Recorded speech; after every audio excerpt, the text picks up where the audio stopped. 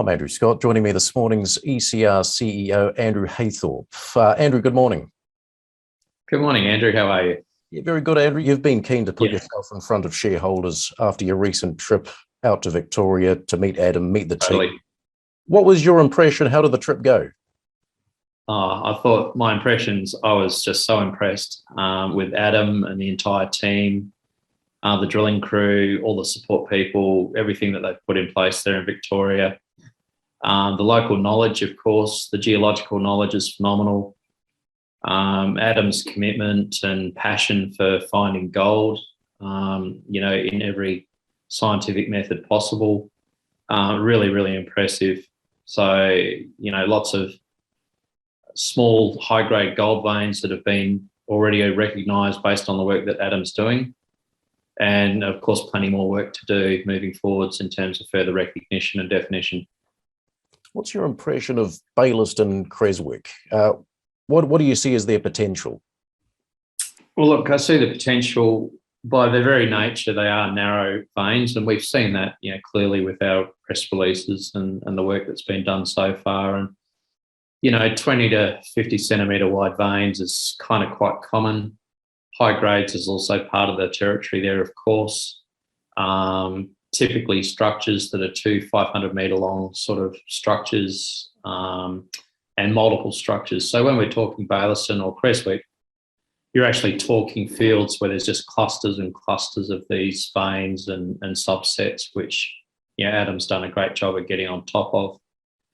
In particular, I think, which I hadn't appreciated prior to the visit though, is it's not exactly a new exploration technique, but I think the way Adam and the team have developed it is very exciting and very cost-effective. Like, it's a new cost-effective and exciting methodology where they're actually looking for antimony as the primary lead marker for finding gold mineralisation.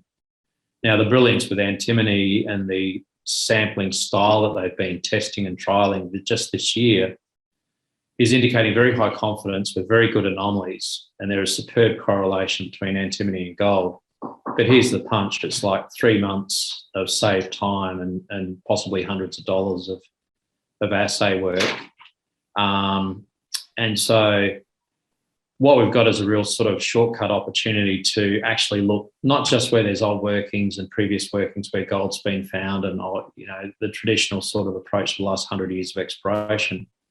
But what the team are onto, I think, is something very exciting where you can go off into a whole new area, no specifically defined workings. You can spend days and weeks, not months and years, define potentially antimony anomalies in the space of days, not weeks and months and years.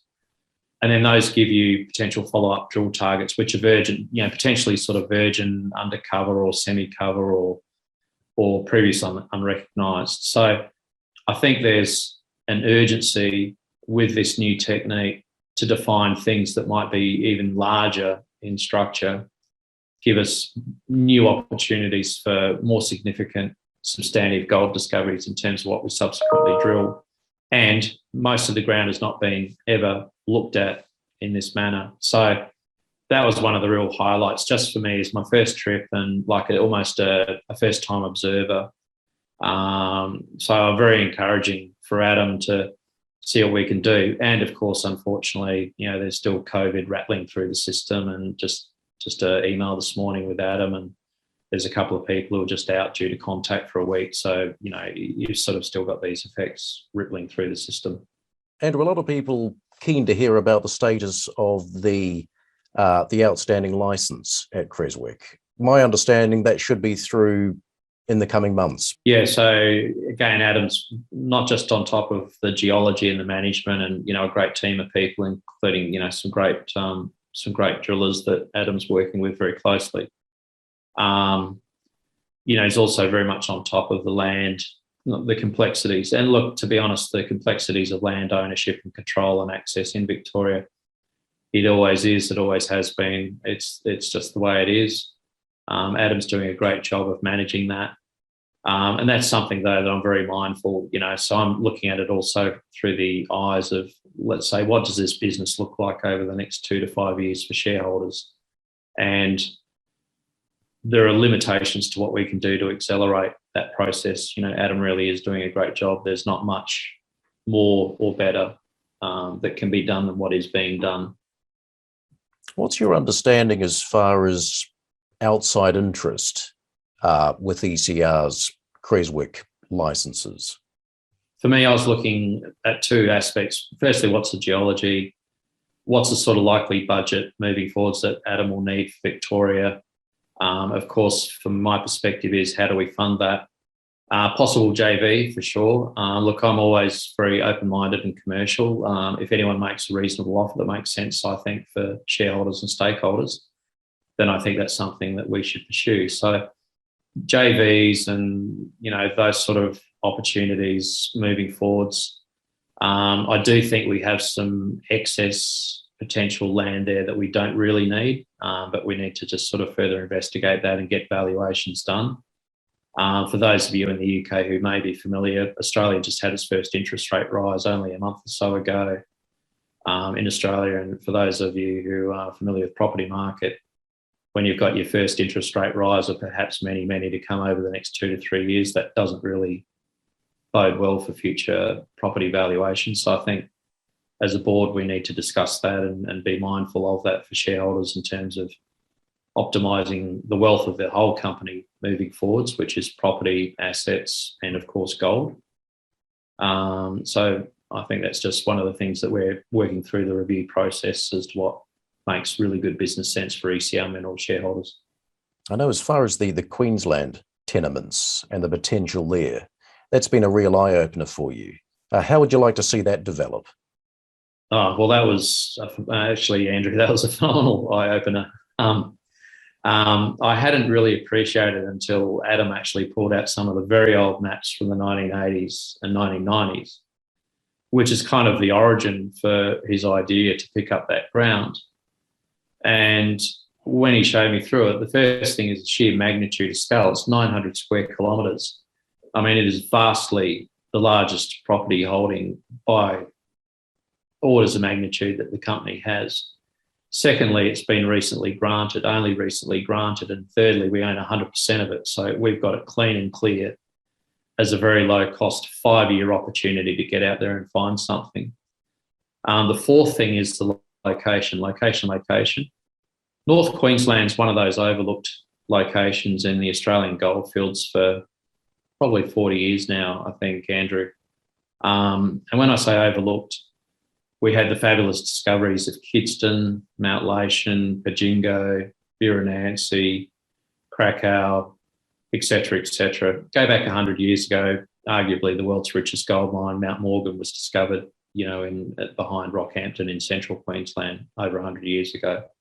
So it is an area of fabulous geology. Okay, so what? Well, that's all wonderful, history.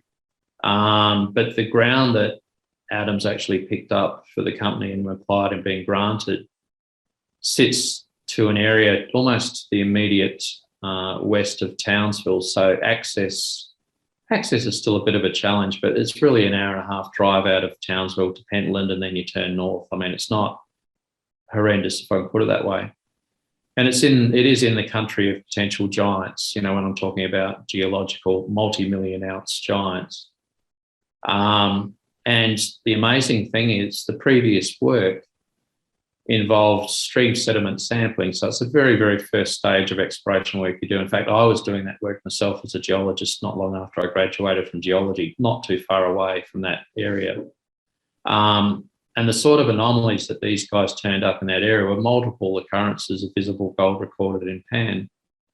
Now, I know it's not easy to get out there in that country and just start panning for gold in a creek, and then you find a little fleck of gold or 2 flecks of gold, and 2 flecks of gold doesn't sound very exciting. But when it's in that kind of virgin country with those sort of deposits that have been discovered in far north Queensland historically, it has a whole new context. Now, despite all of that, the ground was dropped, I guess, after the 87 share market collapse, and it's just sat there for 50 plus years in limbo.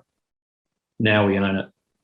And there's not just 1 or 2 gold flecks and 1 or 2 pan samples. There's multiple occurrences that have never been followed up.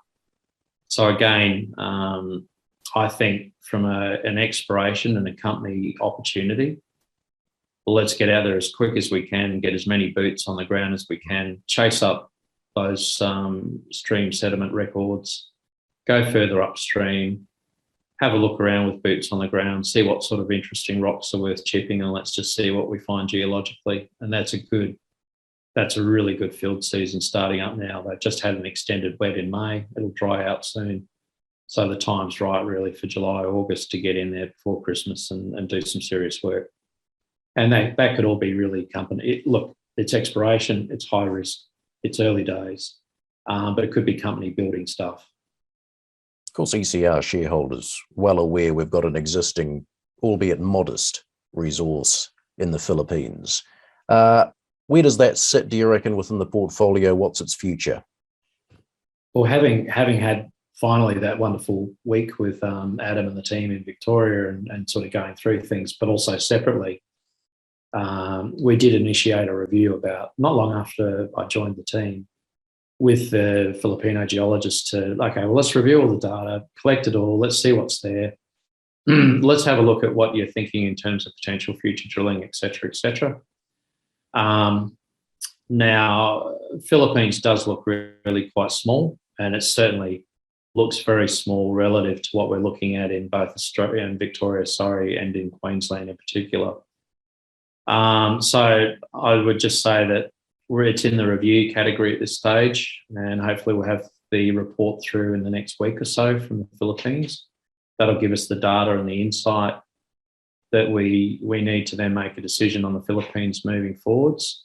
And we'll just see what makes the most sense from an asset management point of view moving forwards, I think, on that asset.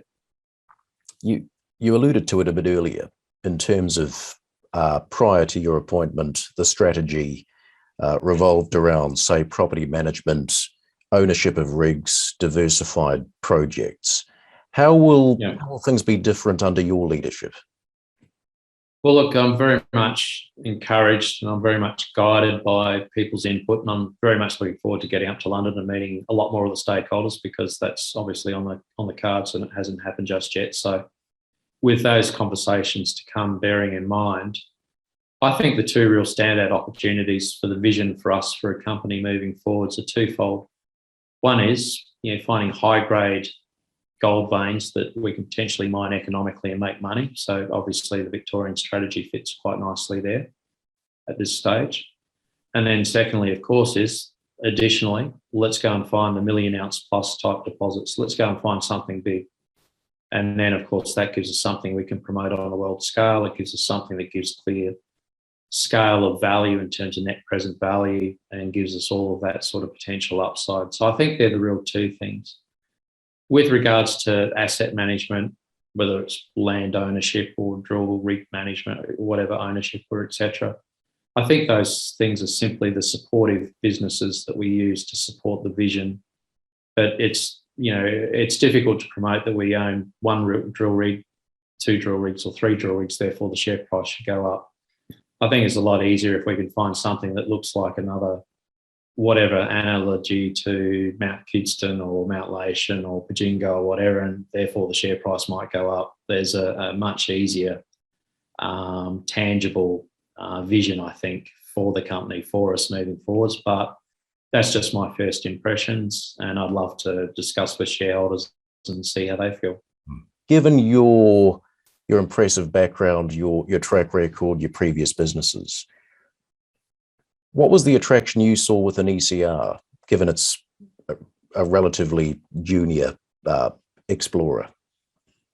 Well, it's always great to be able to build from the bottom up, I think. And certainly when you see the opportunities as we currently have as a company in the existing portfolio, and then in addition to that, just I guess by virtue of my experience and background, we do have new opportunities presented to us, in different locations. And I'm talking mostly Australia, just because that's sort of a familiar patch, but also outside of Australia, which, again, on a risk reward and the cost benefit, we'll have a look at. But I do have numerous project opportunities come through, and so do other friends and part of the network, and so does ECR Minerals. So I think with the skill set that we've got in the company and the management team that we've got one of the most wonderful teams with a great toolkit of assessment tools where we can really very quickly get to the heart of the matter and look at something in a meaningful way, not waste our time or money, but really get very quickly on top of it.